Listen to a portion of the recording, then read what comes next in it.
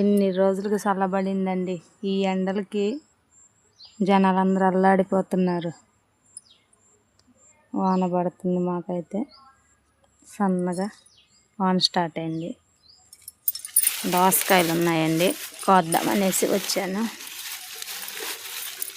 పండైనేమో చూసి కోద్దామనేసి వచ్చాయి. ఇంకండి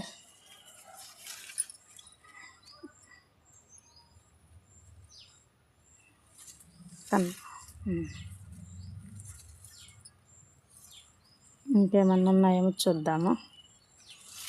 ఇదైతే ముందు కోసేద్దాం.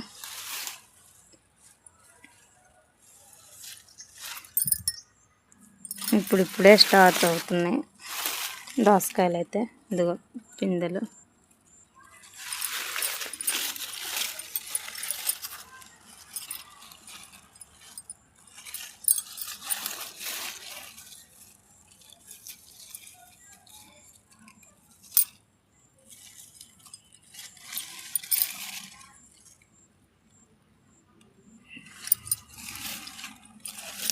పిందెలు అయితే బాగా పడ్డాయి.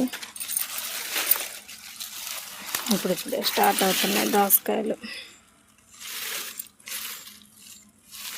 చూద్దాం ఇంకా ఎక్కడైనా ఉన్నాయేమో. పందిరి వేస్తే కోతులు తీసుకుపోతాయని పందిరి వేయలేదండి. కోతులు ఎక్కువ మాకేడ.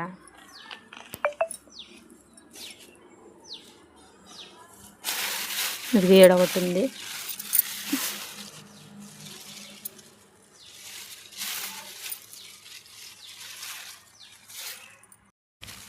ప్రస్తుతానికైతే 2 కాయలు ఉన్నాయి. కాకపోతే పిందెలు అయితే స్టార్ట్ అయినాయండి బాగానే.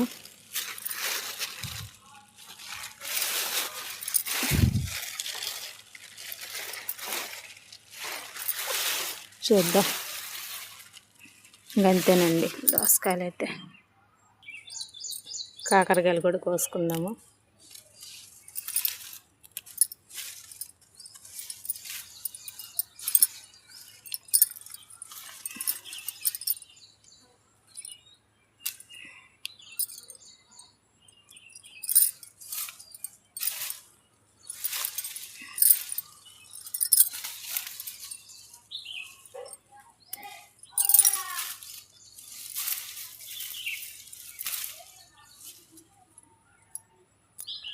తీగ చిన్నదైనా కాయలు బాగానే ఉన్నాయండి.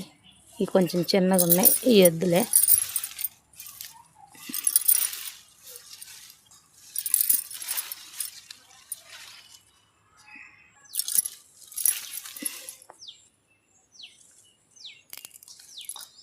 అలానే సీతాఫలం చెట్టుకి ఇప్పుడే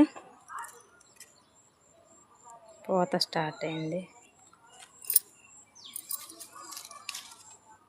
పూత వస్తుంది కానీ రాలిపోతుందండి. ఫస్ట్ టైం కదా, అందుకనే ఏమో.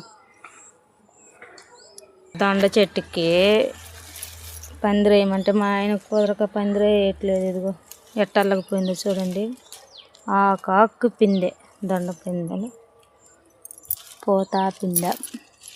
రేపు సండే అయినా పందిరి వేపియాలి మా ఆయన చెప్పి. కుదరట్లేదు. పిందెలు అయితే బాగా వచ్చినాయి. జామ చెట్టు కలుకొని పోతుంది.